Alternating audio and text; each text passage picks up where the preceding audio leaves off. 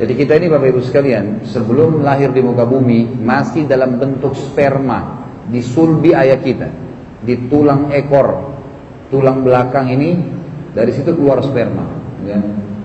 Waktu kita masih di situ, Allah Subhanahu wa Ta'ala mengajak bicara ruh kita dan mengingatkan kepada mereka, siapa Tuhan kalian? Semua ruh ini mengatakan, kamulah ya Allah. Jadi fitrahnya manusia itu tahu siapa Tuhannya. Makanya dalam Islam kalau ada orang yang lahir dalam kondisi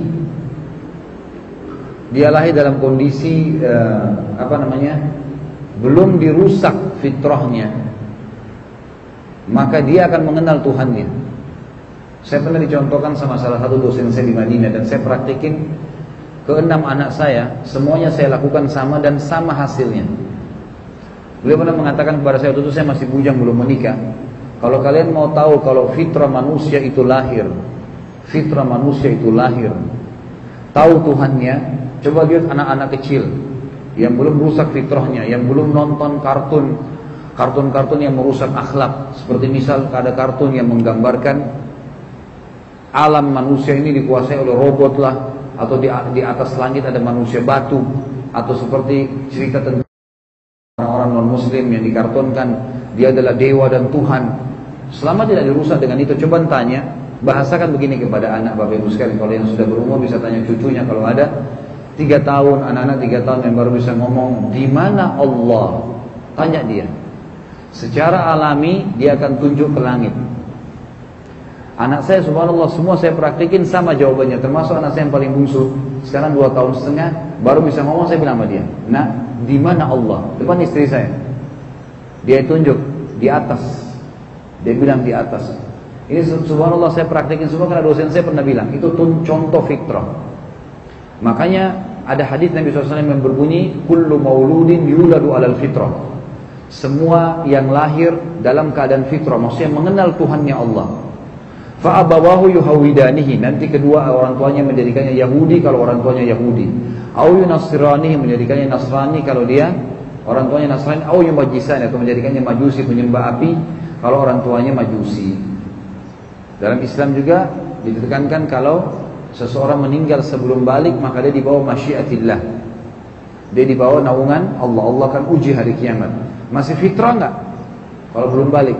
Jadi biar anaknya orang kafir diuji sama Allah. Kalau masih fitrah, artinya dia tahu Tuhannya, maka secara otomatis Allah Subhanahu wa Ta'ala akan masukkan dia ke dalam surga.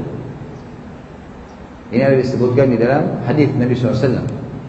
Kalau ada nanti orang yang meninggal sebelum balik, maka di akhirat diuji oleh Allah. Ujiannya adalah disuruh masuk ke neraka, dilihat patuh enggak. Karena di akhirat sudah tidak ada lagi tersembunyi, orang semua sudah tahu ini Allah Tuhan kita. Maka Allah datangkan neraka, lalu Allah suruh orang-orang ini loncat ke neraka. Patuh nggak? Yang loncat ke neraka kata Nabi SAW mustahil dia dimakan oleh api neraka, karena bentuk kepatuhan, dan Allah akan masukkan mereka dalam surga. Tapi kalau yang tidak mau loncat, berarti memang dasarnya kalau dia hidup di dunia pun, setelah balik pun dia tidak akan patuh kepada Allah. Kemudian dikatakan tidak ada Tuhan yang berhak disembah selain Dia yang menghidupkan dan mematikan. Kita bicara masalah sulbi. Firman Allah dalam surah Al-A'raf 172 membuktikan masalah itu. A'udzu billahi minasyaitonir rajim. Wa idz akhadha rabbuka min bani adama min zuhurihim dzurriyyatahum wa asyhadahum ala anfusihim alastu bi rabbikum qalu bala syahidna. Dan ingatlah ketika Rabbmu mengeluarkan anak keturunan Adam dari sulbi mereka, dan Allah mengambil kesaksian terhadap jiwa mereka seraya berfirman. Jadi ruh-ruh kita ini sudah diajak ngomong sama Allah sebelum ditiupkan ke fisik ini. Apa kata Allah kepada semua ruh? Bukankah aku Rabb kalian?